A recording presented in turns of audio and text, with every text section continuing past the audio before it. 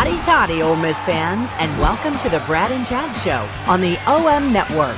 Brought to you by Blue Delta Jeans, made in the USA. This is the show by and for Ole Miss fans, where you'll get expert insight and analysis on Ole Miss athletics. And now, here are your hosts, former Rebels Chad Flowers and retired NFL star Bradley Sowell. Podcast time.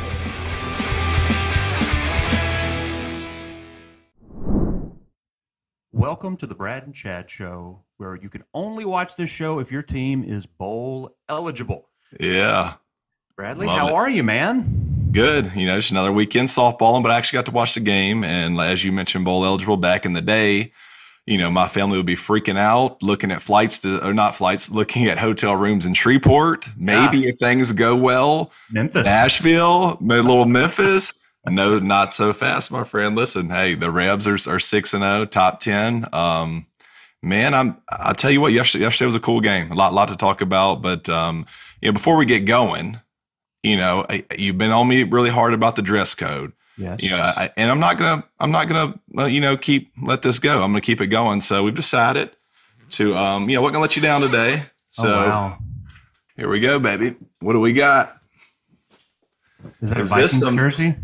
Oh my God.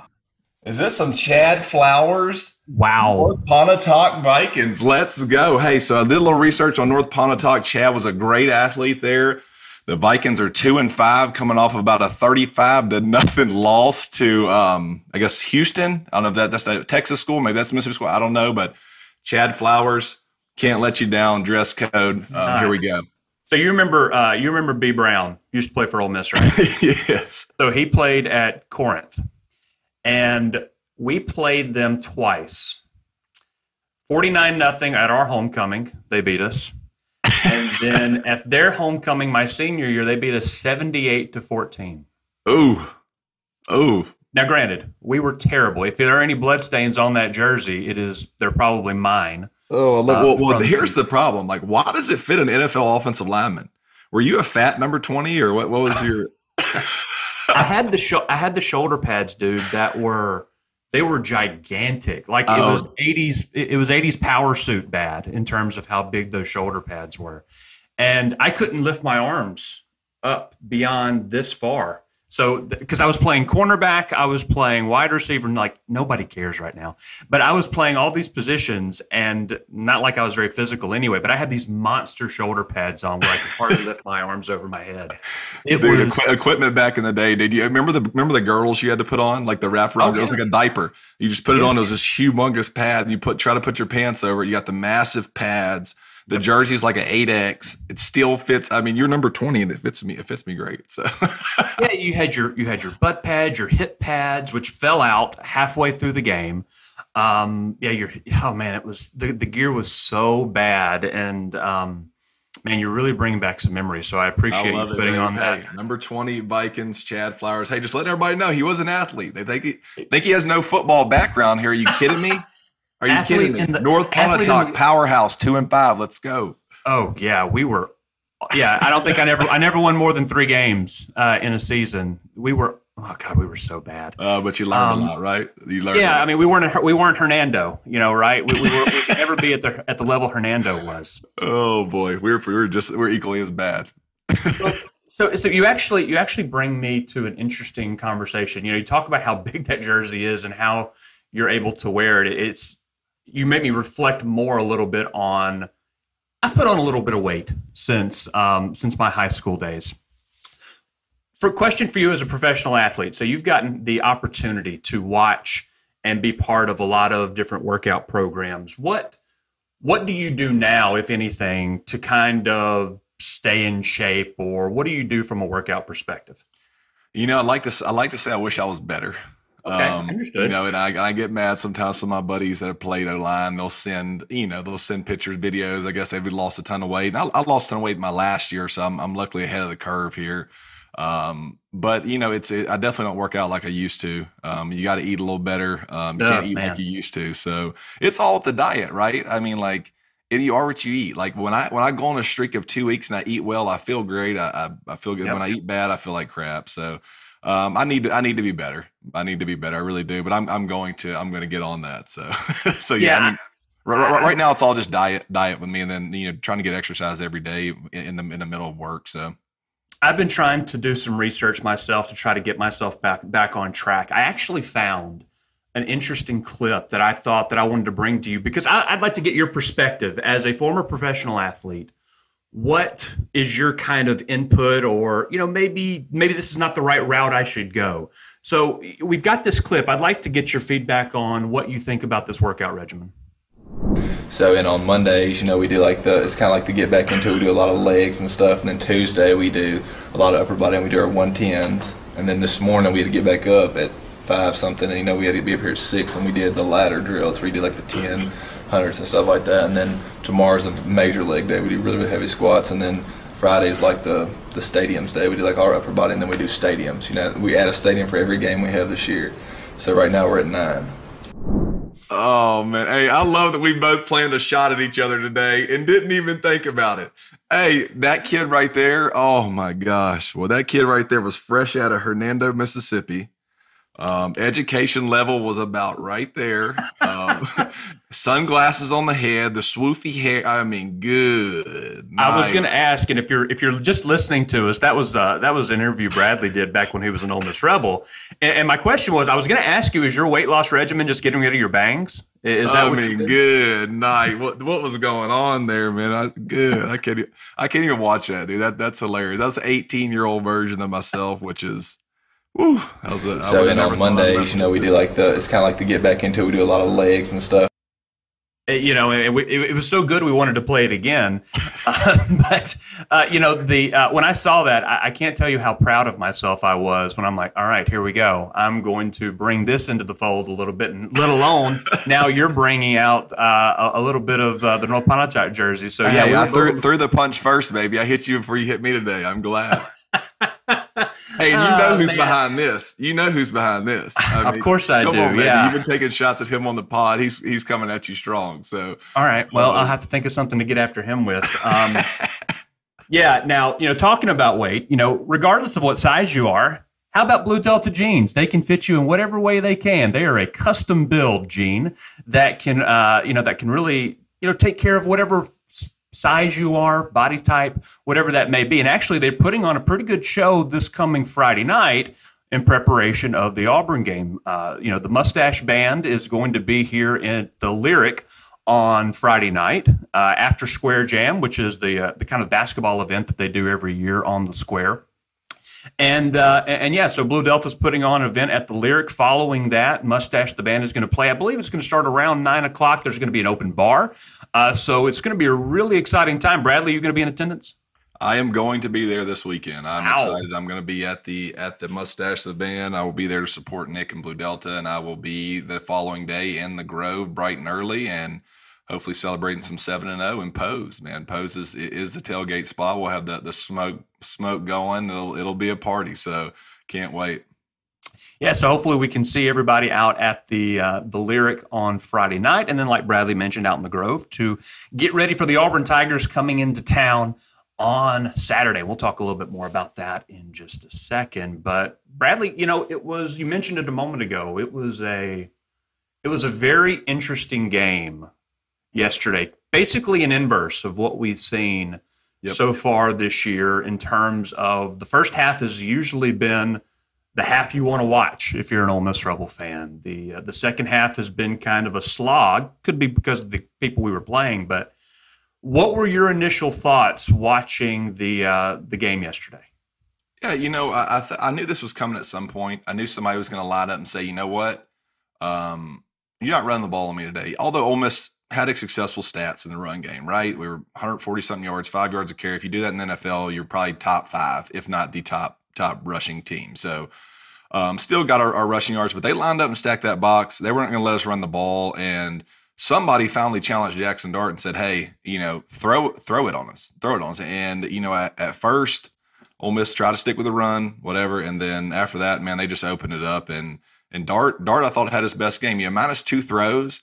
I mean, he hit 448 yards passing and 3 touchdowns. And really, the throw off his back foot, he could have had Heath if he threw it a little higher. So, All in all, man, I thought Dart looked phenomenal. I mean, I thought the passes, some of the deep balls were on point. It's a game you needed. That's the type of game you needed, and you could see at times. Listen, you could see some very Matt Corral type confidence and throws yesterday. And that's what we keep saying, that the ceiling is so high for this kid. Mm-hmm. He's only a freshman. He's just getting better and better each week. And you can see the confidence this week starting to come out when he start hitting some of these deep balls. And man, his trajectory is really, really coming on. And I thought he had a great day. I really did. I thought he had a really good day overall, minus a throw or two. Yeah. As I was watching the first half yesterday, one of the things that I was wondering to myself is, do we have the ability of taking the top off the defense? Because it felt like you were saying, that Vanderbilt they were committed to making Jackson Dart beat them yesterday. Yep. And in the first half, it didn't look like we were adjusted to that yet. We were still trying to go for that game plan, run the ball, which we've been all season. Yep. The second half, which we'll talk about in just a little bit, is where we kind of changed it, it felt like. But it really felt that Vanderbilt was going to make Jackson Dart either win the game or lose the game. And I thought that he came out and we answered that bell really well in the second half, obviously with the numbers that were put up. But it was like you mentioned, it was a good test because we haven't seen someone commit to that or be able to execute, with the previous opponents that we've played. What told me all I need to know about yesterday was, okay, Jackson Dart throws an interception. We're losing 10-3 to Vandy on the road. We got this freaking coming off a tough game lull. I mean, we just look half dead, which happens. You're on the road. You just played a tough home game, exert a ton of energy. You go on to play a team that you're favored by a ton. It's hard. I mean, it really is. There's a human element that goes into this, right? Like, you're exhausted at times, and there's getting over the hump games. But the turning point for me yesterday was when he threw that interception. We gave a field goal. Now we're down 13-3 to Vandy. I mean, my text thread's going crazy. People are blowing me up. Oh, Ole Miss is fake, whatever. Dude, Jackson Dart comes back. They got the box stack, rips a zinger over the middle to Watkins, takes it to the house. Now it's 10-13 game. That, to me, if we go 3 and out right there, we likely have a chance to lose that game at some point, just because the momentum starts going against you really heavy there. And that play right there to me was just, all right, here we go. Even though we did end up giving up another touchdown after that, but that play let me know, hey, we're gonna be good. We could throw on them. It's just a matter of time, and then we just exploded. But that play right there was huge for Jackson Dart's development in my mind. It showed that, hey, the interception didn't get in his head, came back, could rip a throw there. So that was an cool moment for him.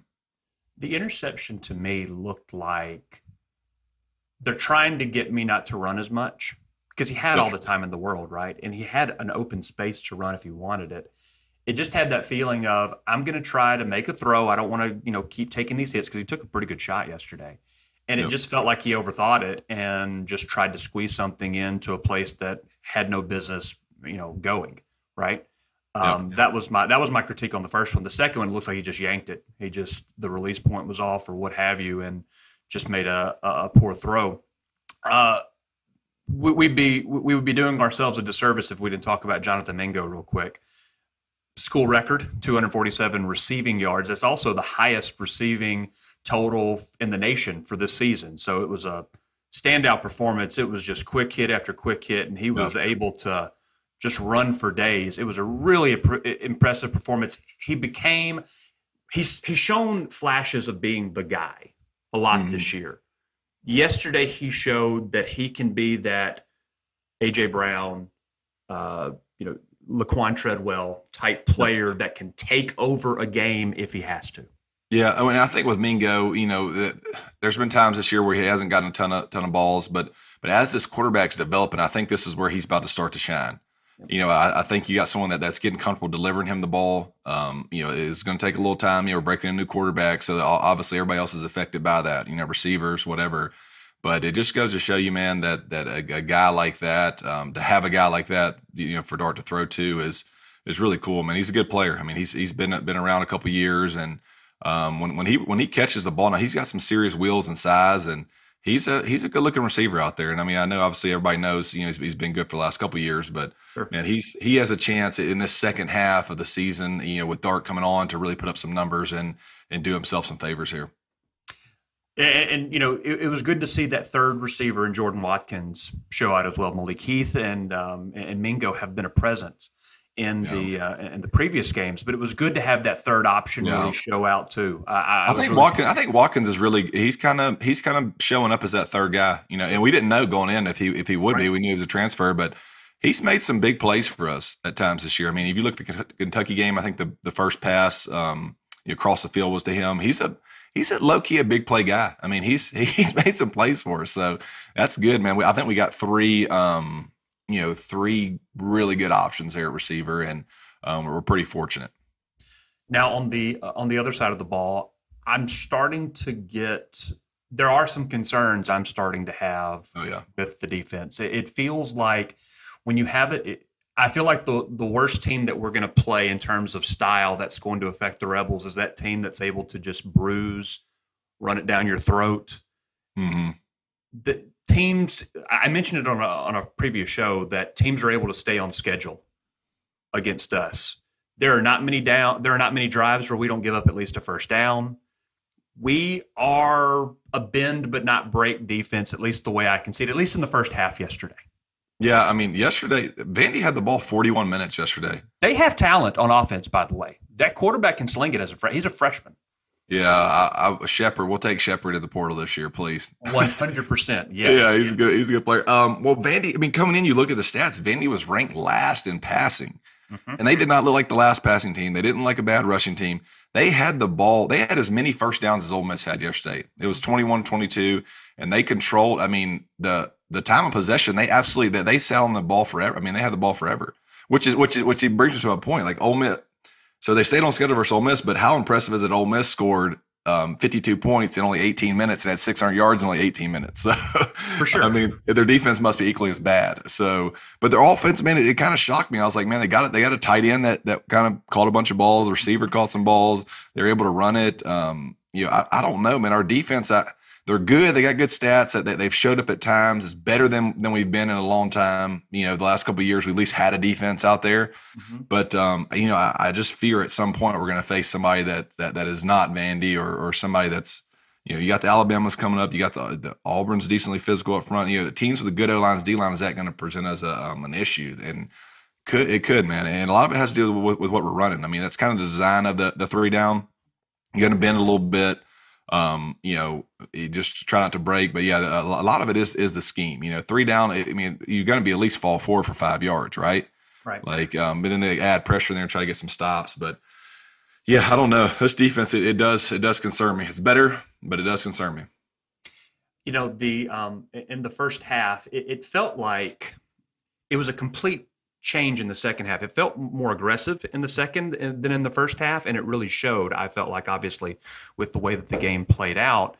Do you feel like, or at least from in your perspective, do we look undersized in the front seven or in the? I don't think so, man. You look undermanned when you're playing that defense. That's the deal. Your team looks smaller on the field because you have three down linemen, and you got a lot more safeties, a lot more linebackers, whatever in there, and you just look like a smaller team out there. But if you put four down, which that's not what we do. I'm just not suggesting that. I'm just saying if you put four down linemen in there, our size is decent. I mean, we got some. I mean, Ivy and Robinson are huge dudes. I've seen both those guys in person. They're big bodies. Piggy's a big body. We got enough bigger guys in there. I don't think it has anything to do with that. I think it has to do, when you're blocking a 3-man front, you're giving your guards free access. Mm-hmm. So you got 2-on-1. So you're running a combo 2-on-1 up to pretty much free access to your second level. So I don't know if you ever played linebacker or played D-line. When you give a guard free access to you, that's tough to have to deal with. So just go back and look at the film when Vandy ran that touchdown in on 4th down. Mm-hmm. Look at what that looked like from the linebacker's perspective. I mean, he just got crushed on that. And you got a combo up on the backside, crush the backside backer, and I mean, dude, you're just undermanned up front. At times. So at the end of the day, it's what they run, and it's better than what it's been around here. But at some point, versus Alabama and some of these others that are coming up, I'll be interested to see how we hang versus that. It does at least give me comfort that everybody seems to know their role in that defense. You're not seeing a lot of busted coverages. Yep. You're not seeing a lot of explosive plays. Now, you did have the one yesterday where the cornerback just didn't make the tackle. The guy made a good move. He was pretty quick. but it's more just a methodical, just drive, kind of like what Kentucky did last week. It's just a slow burn. We're just going to grind it down because they want to keep the ball away from the offense, the Ole Miss offense anyway. It's starting to see that's going to be the playbook, and you've got some ugly offensive teams coming up the next 3 weeks with Auburn, LSU, and Texas A&M. So I would be shocked if we're not seeing that same type of plan executed against the Rebels to keep the offense on the sidelines, and we're just going to try to grind it down, eat as much clock as possible because we don't want the ball in Jackson Dart's hand. Yep, those 3 teams are going to have bigger physical O-lines and D-lines just because the way they recruit. I mean, they buy them very well at these schools.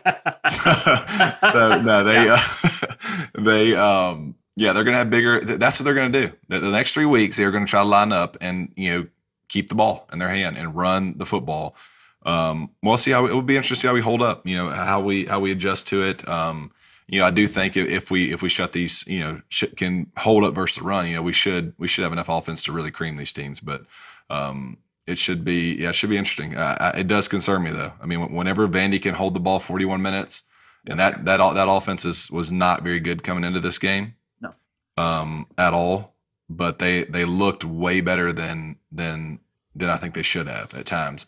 Now, I will say this, and I'm going to go back to your one point on how sound our defense is. We are very well coached when it comes to assignment and alignment. Fine. I don't think there's very rarely do you look up like yesterday, Vandy. I mean, there's dudes just run. That was either the slowest secondary I've ever seen, or the most terrible. I mean, it's like they didn't have anybody even in the back end anywhere. Every ball that we threw, there was a dude wide open. So they're either really slow or a shitty coach. So that we don't have, which is great. We don't have busted coverages everywhere, and that's something in the past that used to kill Ole Miss. So I will say that we're very sound. It's just a matter of, hey, do we do better with our matchups? Hey, understand who we're playing, what they do, and what can we do to kind of adjust to slow it down quicker than what we've been doing. Yeah. Now, when you look at the second half, so at halftime, Rebels they're losing, right? It's 2017. I believe the Rebels are down at the half. I tried not to get into that we are Ole Miss mindset where, okay, this is just going to be a slog for the next 2 quarters, and we're going to have to, sneak out with a field goal at the end of regulation to take this.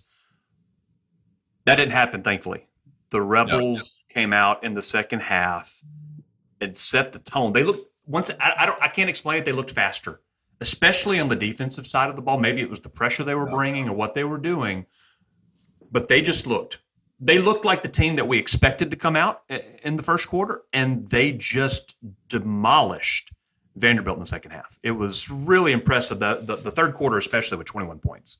Yeah, no kidding, man. I mean, I just think that it's, I say this, I've said this earlier in the show, but anytime you're coming off a home game where it exerted a lot of energy, you're going on the road, playing a team that has, they're 3-2, they're not great, but they're 3-2. They got a top 10 team coming. You're getting their best shot. And that's what Ole Miss has to realize from here on out. Now, we're a top 10 team, so you're getting everybody's best shot. Sure. So you got to show up. You have to show up. You're no longer the little Ole Miss that people look at. You are one of the upper tier teams in the SEC. I mean, you're a top 10 program. Probably after the next 2 weeks, if I had to guess, the Alabama game is going to be we should both be top 6. Yeah, I would imagine, if we take care of business, over the next couple of weeks. So, we're the hunted team now, and it's the energy you have to be there. And I'm glad that happened to us in a game like that where we have the talent to come back and win. But yeah, the second half, man, we came out and looked like, all right, time to quit messing around. Let's get going here. And they turned it up, and it looked like that game. I think it was 42-8 run or something like that at one point. I mean, it was a pretty nasty little run there. What are you looking for going into the Auburn game next week? Do you have concerns? We'll talk obviously more about Auburn in the middle of the week. Do you have any things you're worried about? Because Auburn is really tough to get a read on. Yeah, no, I honestly think next week is going to be our most complete game of the year. Okay. I really do. And we'll get into that this week, but now you're at a point to where you're 6-0. You had a little bit of struggles. You had a great second half. The energy should be so high knowing that you have a very beatable SEC opponent coming in that just got dog walked down at Georgia. You know, their coaches, you know, there's a bunch of, you know, lingering going on. Hey, is this coach going to be here the next couple of weeks? You know, I think this sets up for Ole Miss to come out there and step on their throat. I mean, I really do. I think this is one of those games where you can see Jackson Dart have a really good one. Defense get after them. Just suffocating with our energy is what I'm hoping the message is, right? Sure. Like that's what I'm thinking in my head. Like if we're going to take that next step as a team, as a program, let's win these ones and let's win them convincingly if we are a top 10 team. Now, if we're a fraud, let's show up and play it close and lose it, drop a game at home to Auburn. But that's not us. That's not Kiffin. That's not this new staff. And in the back of your head, you've seen it for so many years at Ole Miss that it's always in the back of your head. Yeah, I don't think we're there. I don't think we're that. I don't think we're that anymore. I think this is setting up to be they're our most complete game, just an absolute routing at home. I kind of feel the same way. The only thing I'm concerned with is, like I mentioned, some of the defensive things. But then again, Auburn is, you know, hell, they could be a worse offense than Vanderbilt is in terms of the number of skill players that they have. But they're going to have that. His name escapes me at the moment, but they've got a bruising running back they can lean on you, and hopefully that's not going to be the case. But we'll see. And like I mentioned, we'll have a lot more information on the Auburn game middle of the week. I do want to spend just a quick second talking about our new sponsor. So we mentioned it last week, but we do have a new sponsor on the Brad and Chad Show. Our friend Jeff Griffin with the Stevenson Griffin Group at Baird Private Wealth Management. You can actually go to the group's website at stevensongriffinGroup.bairdwealth.com, and you can also give them a call at 662-841-1900. So Jeff's a great guy. They'll put you in the right direction. So yeah, you can reach out to them, 662-841-1900, Stevenson Griffin Group at Baird Private Wealth Management. Yeah, excited to have those guys. You know, and brings us to my next point with the you know, the blinds in the background today. If you're watching on YouTube, Chad is really trying to hunt a blind sponsor. Hey, how not to have tangled blinds in the house. So hopefully we can find it. If you're in Mississippi and you have a really good blind business, really evaluate Chad's blinds in the back and figure out how to untangle that mess and you know, see if you can get them a good set. So hey, if you do blinds, you know, call the Brad and Chad Show and we'll put you on the pod. Really, the only reason I'm doing this show, by the way, is so I can get free stuff. I don't care about you. I don't care about Ole Miss. I don't care about any of this. All I care about at this point is somebody to see something that I'm doing or not doing in this case, with my shitty blinds in the background, is just give me free stuff. Right? It doesn't have to be anything good, but the fact that I'm not having to pay for it is all I really care about at this point. So if you're hearing this plea, send me something. I don't send him some blinds, for heaven's sakes. I mean, I don't know how he even lifts up the blinds like that. I mean, exactly. I don't. I don't want any light in any room that I'm in. I like to just sit in a brooding, dark room and just be angry all the time. That's really what I want, Bradley. And the fact that you're pointing it out now really makes me feel bad about myself. So I appreciate that. So once again, if you've got it, even if it's a bag of shit, you can just send it to me in the mail. And the fact that I think that somebody cares enough to send me a present, that's all I care about at this point in time. So great. You know, we all can't have a white void like you have in this the most boring room possible. So yeah, listen, I'll try to get up to your level. I promise you, my background will get better. My office is. I'm actually looking at it right now. It's getting finished, Bill. We just moved, so give me a little time, and I'll have a better background, I hope. But yeah, it almost looks like I can just fall back into the white void and just see the light. You know? Yeah, that's exactly what it looks like right now. I love it. Yeah, so just a few more things on the Vanderbilt game. Once again, you know, Judkins has a nose for the end zone. He and then Zach Evans, you know, I have to talk about Judkins, what I want people to do is go look at the season. So the last episode of the season, which is a show that everybody knows Ole Miss does, go look at like the last, I think it's like 30 seconds or a minute of it when Judkins is sitting in his locker. Dude, this kid, that dude is a child. He is still a kid. I mean, he's a baby-faced kid. You can tell he's like he's 18 years old, dude. What is this kid going to look like in 3 years? That's all I thought about when I was watching the season. I saw they did like a little Judkins thing. And like Kiffin says, he's like a nice guy off the field. You know, just like really calm. Kiffin loves him. Oh, you can see it, dude. Like he says something at the end. He's got this little baby face and like he's got these muscles. It's like, where do these things come from? Dude, this kid is going to be ridiculous in the next 2 years. I'm telling you, he is unreal now. I'd say he's one of the better backs in the SEC. But that told me like, hey, he's still a child. I mean, he's still essentially a high school, type kid. I mean, he's not that old, and he runs so mature and so hard. But watch the season, watch the last minute of that, and look at Judkins and just say, hey, like, this kid isn't even close to his maturity level yet. He'll be phenomenal in 2 years. So he's one of my favorite players already. It's really funny. Anytime you watch an interview with Lane, it feels like somebody is literally sticking a knife in him and digging. It's painful, every answer he gives in any press conference that he does. But if you go back and watch, I think we actually had a clip in our Vanderbilt preview show where we talked about, or where Lane talked about Judkins. Yep. He loves him. He is so happy that he is a part of the program, where it's just funny to see. Like I mentioned, Lane looks like he is in pain answering any other question regarding any other thing. But when he's talking about Quinshon Judkins, man, you just see him light up, and being able to talk about that's really cool.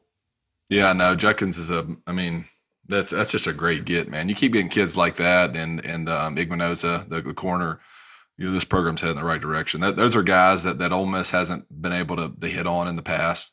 That's a guy that should be. I mean, there's no reason he shouldn't be Alabama or Auburn's running back. With them being in their state, but maybe I don't know what they were seeing, but. The kids are ridiculous, and that's cool. That's why we're a different program. That's why we're a top 10 program, because we're getting guys like that. We're attracting the Zach Evans. We're attracting the Jackson Darts. Like, Ole Miss is different. Yep. Ole Miss is a different mind. It's a different deal. It really is, man. And as bad as a lot of fans want to lean back on that, oh, we are Ole Miss, here we go again. It's not happening. When Kiffin's here, it is not happening, man. I'm telling you. A lot of these things that are going our way would have went against us years ago. We'd be 3-3 right now. Back in the day, based off Kentucky, probably would have lost. Just some goofy losses, but that's not it, man. Kiffin he's really changing this mindset around here, and love him or hate him, he's doing his thing at Ole Miss. He's a brand, and he's the program has kind of built itself around him, which is not a bad thing. He is a national brand, and now he is elevating the Ole Miss program to a national brand as well. You have to embrace that. And he's so good for the modern kid, right? Yes. Like I've heard this from a coach that, like, when kids meet, because Kiffin's got such a social media presence, he does, wears cool shoes, like he does like some hip, cool, new, trendy stuff. Like when these kids, kids come in now, they're into the social media, they do all the crazy stuff. When they meet him, they're starstruck. Yeah, it's like meeting a famous YouTuber, or like meeting a famous presence online. And I've heard, no joke, that they've said there's been kids meet him that are top tier players that can't even hardly get a word out of their mouth, because he's like Lane Kiffin. He's got a social media presence. He's just like a cool, famous coach. And we see him as Lane Kiffin, but a lot of these other kids see him as like this cool online presence. It's like, it'd be like meeting Logan Paul or Jay, one of those guys, or whatever, whoever loves those YouTube guys. But Kiffin's got a little bit of that in recruiting. He's wearing these crazy shoes that people love. He's driving these crazy, it's like he's not your suit and tie Nick Saban, like, hey, come play for Alabama, I'll get you where you want to go. He's swag Kiffin. He really is. I mean, he's got some swag, dude. Like, I mean, let's be real here. So that's why people attract him, and he's got a great offense. Like, if you play offense, like, why would you not want to come play for him? So, man, Ole Miss is in good position here with what we got. Last thing that I'll say regarding the Vanderbilt game, we talked about the defense. I do want to mention how good A.J. Finley has been. He led the team in tackles yesterday. He's been great. Troy Brown, he is another one of those transfer players. He has stepped in, great linebacker. It is concerning. We didn't have a single sack yesterday. Just an observation there. I think that's, like you mentioned, that maybe scheme that plays a role in that. Hopefully that's some things that are going to turn around, because I do think that we've got to start getting more pressure on the quarterback. But I don't want to just bag on the defense, because there are some really good players. Otis Reese is another one. He is a man on that defense. So there's a ton of talent. It's just there are concerns right now that I have with the defense in terms of certain styles that are not going to play well against that. So we'll see if that changes, especially coming up with Auburn next week. But they got home quite a bit yesterday. They hit the quarterback. There's a couple holding calls on what would be sacks. But yeah, I mean, you're going into this game. I did not. When I looked at the stats, I saw Vandy was last in passing. I did not expect them to be that efficient in the pass game. No, I didn't either. I mean, they were really efficient in the pass game. It wasn't that they definitely didn't struggle there. So you're right. I mean, it wasn't our best defensive performance, but we kind of hunkered down there and really got after them. For the rest of the game. After the first little stretch there, we kind of held our own. So. Man, I don't know. Good. All in all, this is we're a good football team. We just A are. win in the SEC is a win in the SEC. Yep. You take, especially on the road. Hell, Yeah. it was basically a home game for the Rebels, which was great. The whole one side, it was all red and blue, which was great.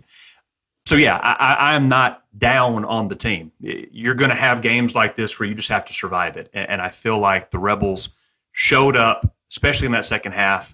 They put their foot on the throat of Vanderbilt, and they ended the game pretty quick from there. So you have to be happy with that.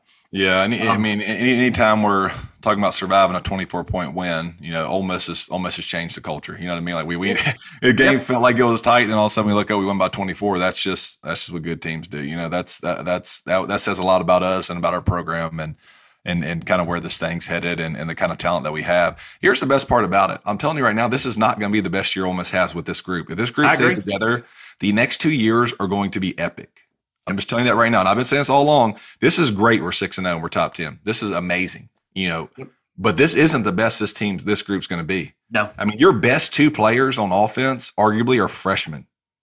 Yeah, I know. You got Judkins and Dart, who are your crazy talents, are freshmen. So it's just, I'm telling you, man, like what we're doing now is amazing, and it's going to get better. Hopefully, the SEC we're in the right position where, I feel like we can. The SEC's a little down, so we're gonna do a little better. But I'm telling you, this group stays together. What are these guys going to look like as juniors? And not to mention, Lane's going to be adding more portal guys, right? Like it's only going to keep getting better.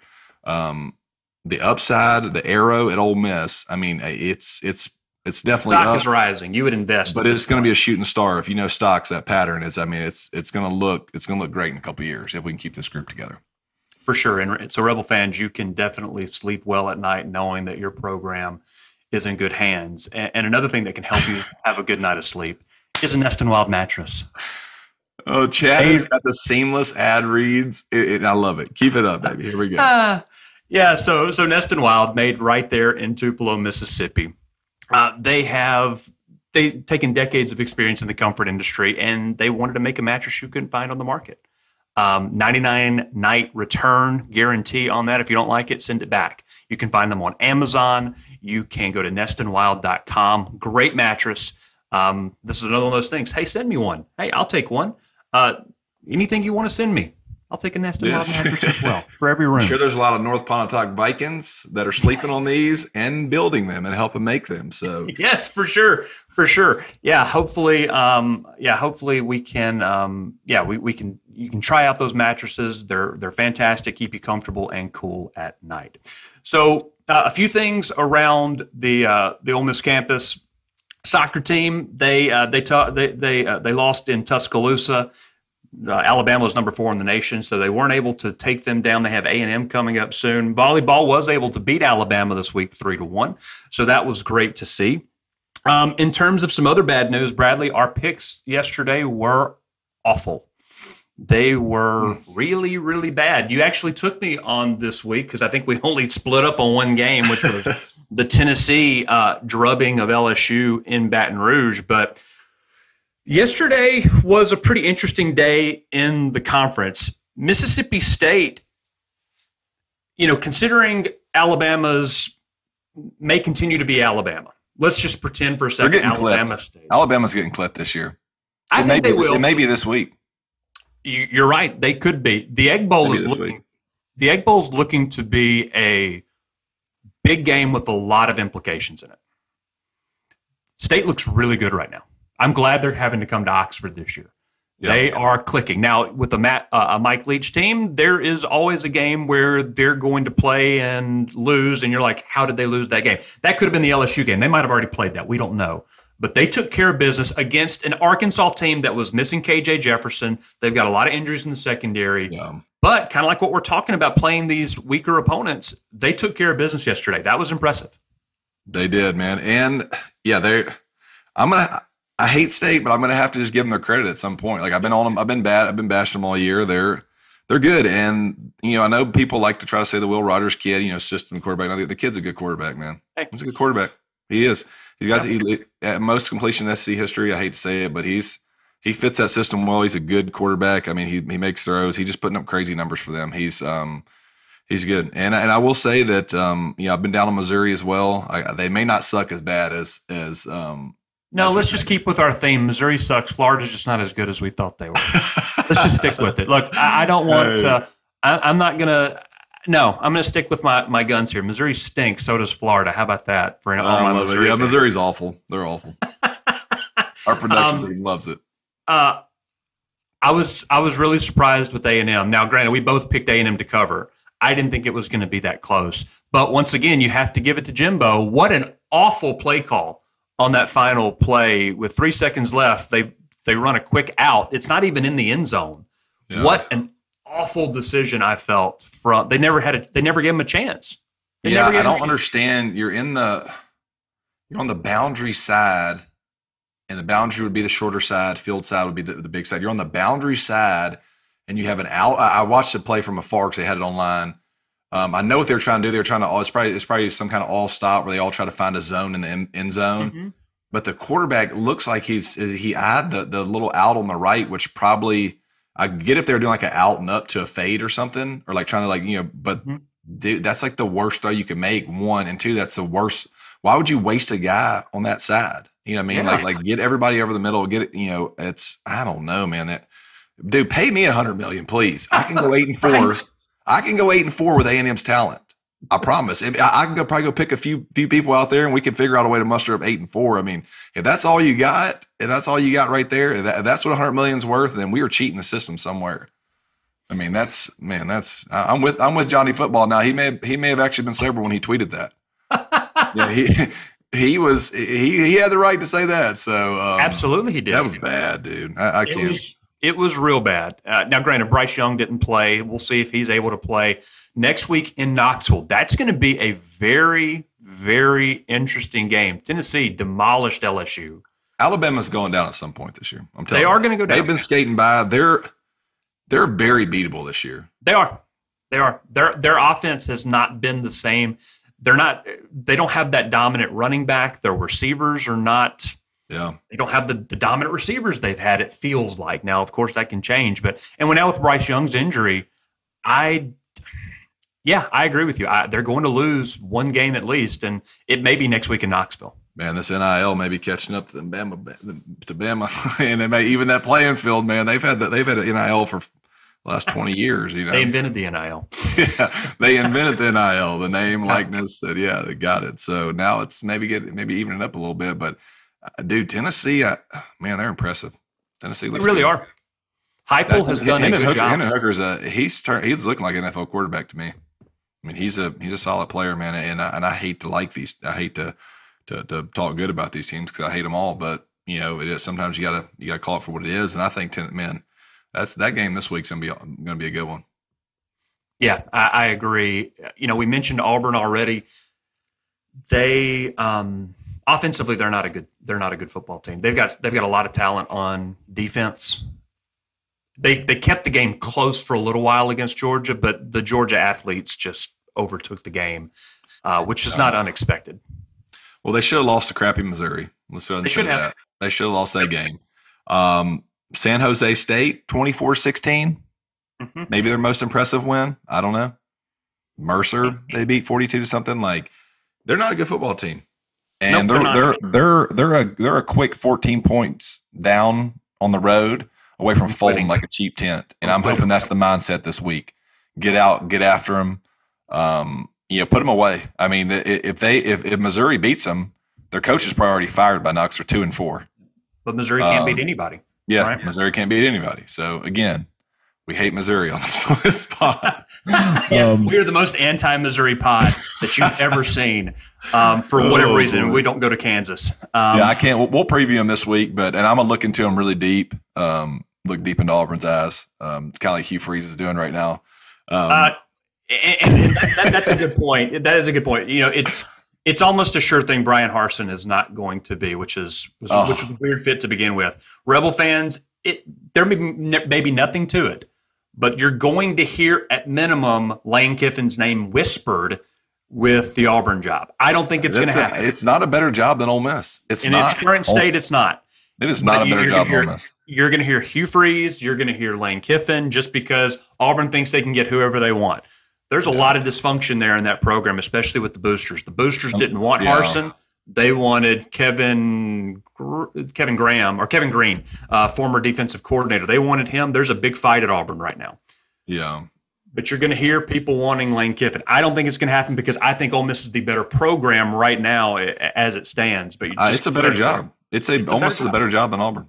Yeah. I mean, unless the Apple guys step in and say, "Hey, Lane, I'll give you some apple, some shares of apple or whatever." I don't know, or give them some steak and apple. But no, man, Auburn, they're not a better job than Ole Miss, and I don't think Lane would want that one. I mean, I think it's all signs are pointing to a Hugh Freeze type of deal or something like that. I mean, Tennessee did this for a long time as well, where they're struggling to hire a coach. Florida did it for a while. Like how do programs like that, with all the resources in the world, keep making the wrong hire? It goes to show me there's idiots running it.